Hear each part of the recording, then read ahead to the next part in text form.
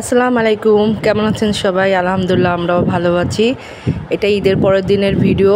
ঈদের পরের দিন আমরা গিয়েছিলাম আমার বড় জায়ের বাসায়। তো ওখানে যে আমরা রেডি হয়ে এখন যাবো, একটু ভিডিও নিলাম। তো ওইখানে আমি বেশি ভিডিও করি নাই, একটু দুপুরে খাওয়া দাওয়ার ভিডিও করেছিলাম। এই যে আমার যা মাশাআল্লাহ অনেক কিছু রান্না করে আমাদের খাওয়াইছে। থ্যাংক ইউ ভাবি।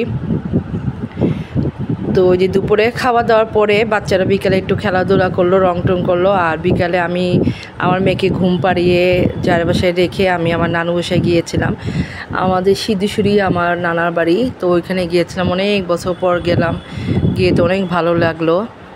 তো এই যে বিকালে দেখুন আমার বাচ্চারা, আমার জায়ের বাচ্চা সবাই মিলে ড্রয়িং করছে, ওদের জন্য সবাই দোয়া করবেন।